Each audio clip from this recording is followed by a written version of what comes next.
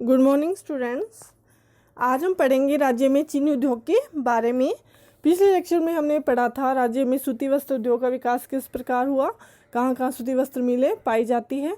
आज हम देखेंगे राज्य में चीनी उद्योग का विकास किस प्रकार हुआ और कहाँ कहाँ चीनी उद्योग का जो मिलें हैं वो पाई जाती है। राज्य में चीनी उद्योग कृषि पर आधारित प्रमुख उद्योग है। जैसा कि हमने सूती वस्त्र उद्योग के समय भी पढ़ा था कि वो कैसा उद्योग था, कृषि आधारित उद्योग। उसी प्रकार चीनी उद्योग भी कैसा उद्योग है, कृषि आधारित उद्योग। कृषि आधारित ये इसीलिए है क्योंकि इसका जो कच्चा माल है वो गन्ना होता है और गन्ना जो है वो एक प्रमुख कृषि उपज है। इसीलिए चीनी उद्योग को भी हम क्या कह सकते हैं, कृषि आधारित उद्योग कह सकते हैं। चीनी का उत्पादन गन्ने के रस से किया जाता है। जैसा हमने अभी देखा है, कच्चा माल जो है उसका गन्ना होता है। गन्ने के रस से कुल भार के 9 से 12% तक चीनी उपलब्ध होती है। गन्ना कटने के बाद जल्दी ही पीड़ना चाहिए, वरना उसमें रस की मात्रा कम हो जाती है तथा गुणवत्ता पर भी प्रभाव पड़ता है। तो गन्ना कटने के बाद उसको जल्दी से यूज़ में लेना चाहिए, क्योंकि जैसे जैसे समय निकलता है वैसे वैसे गन्ने में रस की मात्रा कम होने लग जाती है, गन्ना सूखने लग जाता है। अब क्योंकि गन्ने में रस की मात्रा कम होगी तो निश्चित रूप से उसकी क्वालिटी है, उसकी गुणवत्ता पर भी प्रभाव पड़ता है। रस सूखने की वजह से उससे चीनी का उत्पादन जो है वो कम होता है। वैसे भी गन्ना एक भार खोने वाला पदार्थ है, क्योंकि गन्ने की जो 100 इकाइयाँ हैं उससे आपको केवल 12 इकाई चीनी उत्पादन ही होता है और जो है वो जो इकाइयाँ हैं जो वेस्ट जाती है। इसीलिए गन्ने के उत्पादक क्षेत्रों में पास ही चीनी बनाने की मिलें होती है। अब क्योंकि गन्ना जो है वो कटने के बाद में सूखने लगता है जल्दी से, तो जो चीनी के उत्पादक क्षेत्र है वहीं पे सबसे ज़्यादा जो है गन्ने की मिलें पाई जाती है, चीनी की जो है मिलें पाई जाती है, ताकि गन्ना सूखे नहीं, उसको जल्दी से जल्दी यूज़ में लिया जा सके और ज़्यादा से ज़्यादा चीनी का उत्पादन किया जा सके और उसकी गुणवत्ता जो है वो भी बनी रहे, अच्छी बनी रहे। परिवहन में कम समय खर्च दृष्टि से भी ऐसा किया जाता है। इसके अलावा क्योंकि मैंने बताया आपको कि गन्ना भार खोने वाला पदार्थ है, तो यदि आप 100 इकाइयाँ हैं उनको यदि आप चीनी उत्पादक मिल जो है वो यदि गन्ने उत्पादक क्षेत्र से दूर ले जाके स्थापित करेंगे, तब क्या होगा, हमें उस गन्ने को वहाँ पे लेके जाना पड़ेगा। तो एक तो उससे क्या होगा, गन्ना सूखेगा क्योंकि टाइम लगेगा परिवहन में, प्लस उससे एक ये भी जो है वो नुकसान होता है कि हम जो गन्ने की 100 इकाइयाँ, क्योंकि कच्चा माल तो एज इट इज़ लेके जाएंगे तो 100 इकाइयाँ लेके जाएंगे, लेकिन वहाँ पे जब चीनी बनाएंगे तो उससे मात्र 12 इकाई ही चीनी बनेगी। अन्य जो इकाइयाँ जो है वो आपकी वेस्ट चली गई, जबकि आपको उनको ले जाने में क्या हुआ, परिवहन की लागत तो उतनी आई, जबकि चीनी उतनी मात्रा में बनी नहीं, तो लाभदायक नहीं रहता और परिवहन की लागत भी क्या उससे बढ़ जाती है। तो ये हम देखते हैं कि चीनी की जो मिलें हैं वो ज़्यादातर कहाँ पे होती है, गन्ना उत्पादक क्षेत्र में होती है। जैसे कि यूपी है, वहाँ पे काफ़ी गन्ना उत्पादन किया जाता है, चीनी की सबसे अधिक मिलें वहीं पर पाई जाती है। ये आप देख रहे हैं चीनी उद्योग, जिसका प्रमुख कच्चा माल क्या है, गन्ना जो हमें दिखाई दे रहा है, और इसके इधर जो है वो दिखाई दे रही है चीनी की मिल, जहाँ पे चीनी का उत्पादन वर्कर्स के द्वारा किया जा रहा है। तो चीनी जो उद्योग है वो मुख्य रूप से किस पे आधारित हो गया, इसके कच्चे माल पे। इसका उद्योग जो स्थानीय जो कारण प्रमुख क्या हुआ, इसका कच्चा माल गन्ना, जहाँ पे गन्ना मिलेगा वहाँ पे जो है वो चीनी की जो मिल है वो स्थापित होगी। राज्य में हम देखते हैं चीनी उद्योग की क्या स्थिति है। राज्य में चीनी उद्योग के निम्नलिखित कारखाने हैं। पहला है द मेवाड़ शुगर मिल्स। इसकी स्थापना हुई थी 1932 में, यानी ये स्वतंत्रता से पूर्व का कारखाना है। यह भोपाल सागर नामक स्थान पे है और जो कि कौन से ज़िले में है, चित्तौड़गढ़ ज़िले में, यानी कि दक्षिणी राजस्थान में है। इसमें गन्ना कहाँ से प्राप्त होता है, भीलवाड़ा से, उदयपुर से, राजसमंद से और चित्तौड़गढ़ से। तो इसमें हम देखते हैं कि गन्ना जो है वो कहाँ से आ रहा है, दूर के क्षेत्रों से नहीं आकर पास के क्षेत्रों से आता है। जैसे गन्ना जो है वो गंगानगर में भी होता है, हनुमानगढ़ में भी होता है, लेकिन यहाँ पे गन्ना जो है वो कहाँ से आएगा, भीलवाड़ा से, चित्तौड़ से, उदयपुर और राजसमंद, ये सारे क्या है, सीमावर्ती जिले हैं, ताकि गन्ना सूखे नहीं, तो पास के क्षेत्रों से ही गन्ना यूज़ में लिया जाता है। अगला है गंगानगर शुगर मिल्स। इसकी स्थापना हुई थी 1937 में और यह सार्वजनिक उपक्रम है। सार्वजनिक उपक्रम का मतलब ये कि इसका जो नियंत्रण है वो किसके हाथों में है, सरकार के हाथों में, ये सरकार के अधीन है ये। यहाँ गन्ना जो है वो कहाँ से प्राप्त होता है, गंगानगर से और हनुमानगढ़ से। तो ये मिल गंगानगर में है, तो ये गन्ना कहाँ से लेती है, गंगानगर और हनुमानगढ़ से। जो बूंदी में भी गन्ना काफ़ी होता है, लेकिन ये वहाँ से नहीं लेकर कहाँ से ले रही है गन्ना, अपने सीमावर्ती जिलों से, गंगानगर और हनुमानगढ़ से, ताकि परिवहन का खर्चा भी बचा रहे और गन्ने की जो गुणवत्ता उसमें भी कमी ना आए। और इसी मिल में, जो गंगानगर वाली जो मिल है, उसमें चुकंदर से भी चीनी बनाने की योजना प्रारंभ की गई। एक इनोवेशन है नया कि चुकंदर से भी चीनी बनाई जा सकती है। गन्ने से तो बनाते ही हैं, चुकंदर से भी चीनी बनाते हैं गंगानगर में। कई बार पूछ लेते हैं राज्य में कौन सी जो मिल है जहाँ पे चुकंदर से चीनी बनाई जाती है, तो इसका आंसर होगा आपका गंगानगर शुगर मिल्स। अगली जो मिल है चीनी उद्योग की, वो है दी केशोरायपाटन सहकारी शुगर मिल्स लिमिटेड। इसकी स्थापना 1965 में की गई है। यह सहकारी क्षेत्र में है और ये कौन से ज़िले में है, स्थान तो है केशोरायपाटन और जो जिला जो है वो है बूंदी जिला। बूंदी जिले में काफ़ी मात्रा में बूंदी है, कोटा, झालावाड़, इधर वाला जो एरिया है वहाँ पे काफ़ी मात्रा में जो गन्ना उत्पादित होता है। तो इसमें गन्ना कहाँ से आ रहा है, कोटा से और बूंदी से आ रहा है, यानी कि समीपवर्ती जो क्षेत्र है वहाँ से कच्चे माल की प्राप्ति की जा रही है, ताकि परिवहन का खर्च कम से कम हो और गन्ना भी सूखे नहीं। इसके अलावा 1976 में 1976 में उदयपुर शुगर मिल की स्थापना की गई है, जिसमें गन्ना कहाँ से आता है, उदयपुर उसके आसपास के क्षेत्र में। तो हमने देखा कि राज्य में जो शुगर मिल्स जो हैं वो अपना जो है कच्चा माल गन्ना अपने समीपवर्ती क्षेत्रों से ही प्राप्त करती है। इसमें आपको जो क्वेश्चन आ सकते हैं, जैसे ये जो है कि किन किन सनों में इन मिलों की स्थापना हुई है, तो ये आपको याद रखने हैं। जसदेव मेवाड़ शुगर मिल्स 1932 में, दे गंगानगर शुगर मिल्स 1937 में। और इनमें से कौन सा सार्वजनिक उपक्रम है, तो दे गंगानगर शुगर मिल्स। और जो केशोरायपाटन सहकारी शुगर मिल्स कब हुई इसकी स्थापना, 1965 में। ये कौन से ज़िले में है, जैसे बूंदी ज़िले में। तो इस प्रकार के क्वेश्चन कई बार जो है वो कंपटीशन में पूछे जाते हैं। ये आपको मैप दिखाई दे रहा है राजस्थान का, जिसमें शुगर इंडस्ट्रीज दिखाई गई है। मैप के द्वारा हम पढ़ते हैं तो वो हमें ज़्यादा याद भी रहता है, दिमाग में रहता है। तो इसमें शुगर मिल्स जो है उसका आइकन जो है सिंबल आपको दिखाई दे रहा है, ये ब्लैक कलर ऊपर वाला। तो ये कहाँ पे, एक तो गंगानगर, तो एक जो है वो कहाँ पे है, गंगानगर में, जो हमने अभी पढ़ी थी, गंगानगर शुगर मिल्स लिमिटेड। दूसरा जो कहाँ दिखाई दे रहा है सिंबल, बूंदी में। बूंदी में कौन सी है, केशोरायपाटन सहकारी शुगर मिल्स लिमिटेड। और तीसरा जो दिखाई दे रहा है चित्तौड़गढ़ में, the Mewar sugar mills limited. ये प्रमुख जो है वो जो है इसकी चीनी उद्योग की इकाइयाँ हैं, जो हमने मैप के माध्यम से देखी है।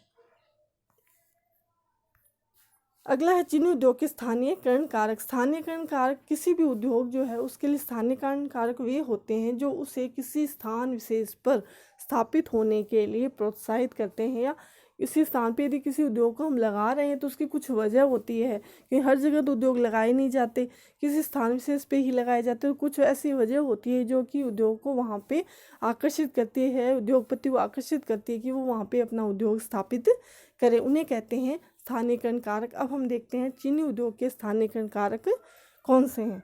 पहला है कच्चे माल की प्राप्ति। कोई भी उद्योग है वो कच्चे माल पर निर्भर होता है, उसी से जो है वो नवीन पदार्थ का निर्माण किया जाता है। तो कच्चा माल जो है वो उद्योग की स्थापना में प्रमुख कारक होता है। और चीनी उद्योग में यदि हम देखें तो लगभग 99% जो भाग जो है वो, या प्रभाव जो है वो कच्चे माल का ही पड़ता है। वो इसीलिए पड़ता है कि जो चीनी उद्योग जो है वो में जो कच्चा माल गन्ना वो भार खोने वाला पदार्थ है। तो क्योंकि यदि आप उसको जहाँ पे वो उत्पादित हो रहा है वहाँ पे यदि उसको नहीं लगाओगी मील को, तो आपके गन्ने में जो गुणवत्ता में कमी आ जाएगी। और गन्ना क्योंकि भार होता है तो उसकी वजह से आप परिवहन लागत अधिक आएगी, चीनी की उत्पादन भी कम होगा, कई प्रकार के नुकसान होंगे। तो जो कच्चा माल जो है वो कहाँ पे आपको प्राप्त हो रहा है उस पर निर्भर करता है चीनी उद्योग का स्थानीयकरण। दूसरा जो है वो सस्ता एवं कुशल श्रम की प्राप्ति। तो कोई भी उद्योग है उसके लिए आपको श्रम तो चाहिए ही चाहिए, और इसमें यदि आपको श्रम जो है कम है या कुशल नहीं है तो निश्चित रूप से उद्योग जो स्थापित नहीं हो पाएगा। तो इसके लिए सस्ता इसलिए क्योंकि गन्ना जो है उसको पीड़ने का जो कार्य है, ये सब कार्यों में श्रम की आवश्यकता होती है। और वो श्रम जहाँ पे अधिक मिलेगा वहाँ पे गन्ना जो चीनी उद्योग है वो अधिक विकसित होता है। तीसरा है परिवहन की सुविधा। परिवहन की सुविधा इसलिए क्योंकि आपको गन्ना है उसको जैसे चीनी मिलें हैं वो स्थापित तो गन्ने उत्पादक क्षेत्र में की जाती है, लेकिन बनी हुई चीनी को आपको अन्य क्षेत्रों में पहुंचाना है। प्लस गन्ना है उसमें कच्चे माल के अलावा भी अन्य साधनों की भी आवश्यकता होती है उद्योग के लिए, तो उनको प्राप्ति के लिए भी परिवहन के साधन जो आवश्यक होते हैं। तो जहाँ पे परिवहन की सुविधा होगी वो भी जो है जिन उद्योग को जो है वो पॉजिटिव जो इफेक्ट पड़ता है या सकारात्मक रूप से प्रभावित करता है। शक्ति के साधनों की उपलब्धि, कोई भी जो उद्योग है उसमें मशीनों को चलाने के लिए अन्य किसी भी कार्य को करने के लिए शक्ति के साधनों की आवश्यकता होगी। यदि शक्ति के साधन जो है वो अच्छी मात्रा में उपलब्ध होंगे तो वो उद्योग के स्थानीयकरण को प्रोत्साहित करते हैं। इसके अलावा जलापूर्ति, उद्योग में विभिन्न कार्यों के लिए जल की आवश्यकता होती है, तो जहाँ पे जल की मात्रा अच्छी होती है तो वहाँ पे भी उद्योग जो है वो पनपता है। अगला है रासायनिक पदार्थ की उपलब्धता। अब चीनी उद्योग में जो है इन चूना, सल्फर आदि कुछ ऐसे जो रासायनिक पदार्थ हैं उनकी आवश्यकता होती है, जो कि चीनी को साफ करने या अन्य कार्यों के लिए प्रयोग में लिए जाते हैं। तो जहाँ पे रासायनिक पदार्थ जो है वो पास में मिलते हैं, इजीली अवेलेबल हो जाएंगे, तो वो भी उद्योग के स्थानीयकरण को प्रभावित करते हैं या प्रोत्साहित करते हैं। ये हमने देखे चीनी उद्योग के स्थानीयकरण कारक। अगला हम देखते हैं चीनी उद्योग की समस्याएं कि किस वजह से चीनी उद्योग जो है वो अधिक विकसित नहीं हो पाया है राज्य में। तो ऐसी कौन से कारण हैं, कौन सी समस्याएं हैं। सबसे पहली जो है वो है कच्चे माल की आपूर्ति। चीनी के लिए कच्चा माल जो है वो गन्ना है, क्योंकि राजस्थान में केवल गंगानगर एक ऐसी मिल है जहाँ पे चुकंदर का यूज़ किया जा रहा है। अन्य सभी मिलें जो है वो किसका प्रयोग करती है कच्चे माल के रूप में, गन्ने का ही प्रयोग करती है। तो जो गन्ने का तेज़ी से परिवहन के माध्यम से और क्षेत्र से और क्या है मिलों तक पहुंचना आवश्यक होता है कि वो जल्दी से जल्दी पहुंच जाए, ताकि उसमें जो है मात्रा है रस की वो कम नहीं हो। और गन्ने उत्पादन कहाँ पे होता है, गंगानगर, हनुमानगढ़, उदयपुर, भीलवाड़ा, चित्तौड़ इन जिलों में होता है।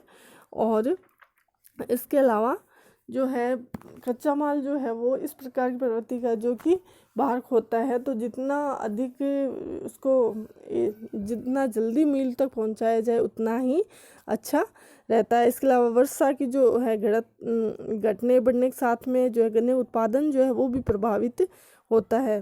राज्य में कुल कृषि योग्य भूमि के पर जो 0.16% भाग प्रदेश का मात्र 1.1% जो है वो गन्ना उत्पादित किया जाता है। तो राज्य में गन्ने का उत्पादन इतना अच्छा नहीं है, तो गन्ने के जो है कच्चा माल है उसके उत्पादन को बढ़ावा देना चाहिए, ताकि कच्चे माल की पर्याप्त आपूर्ति हो और कच्चे माल में कमी न आए।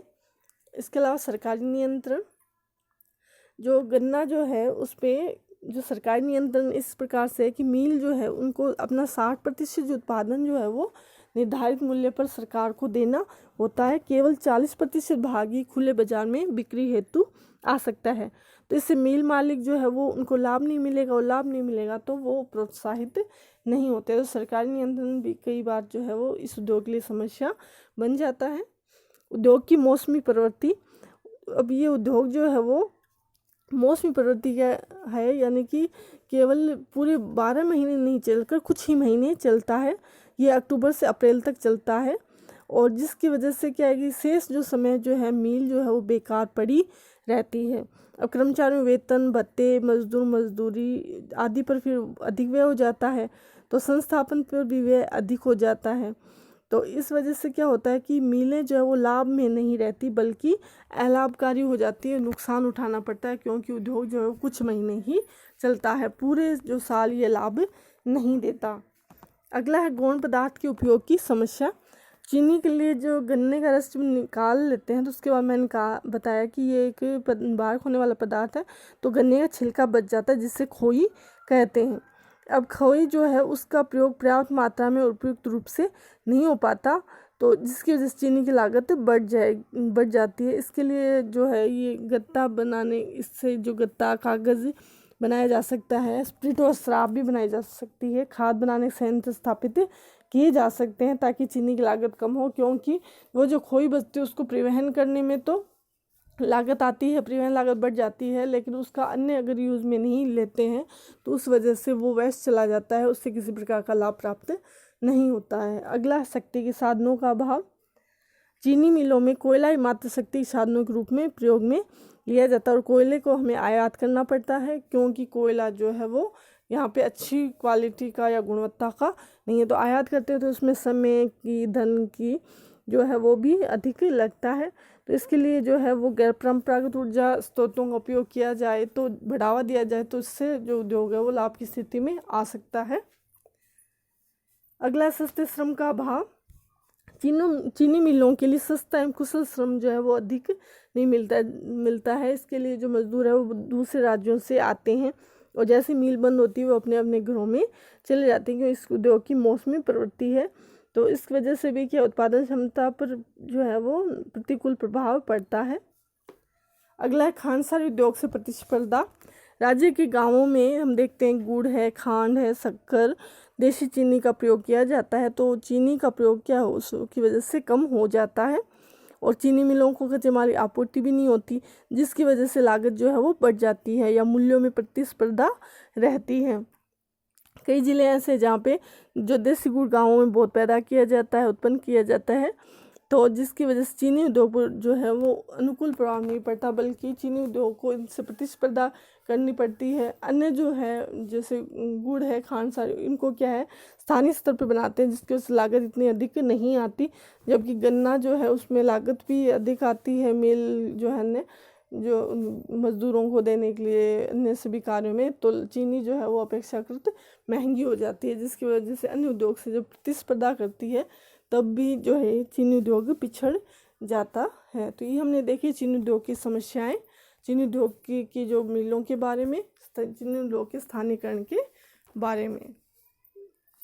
धन्यवाद।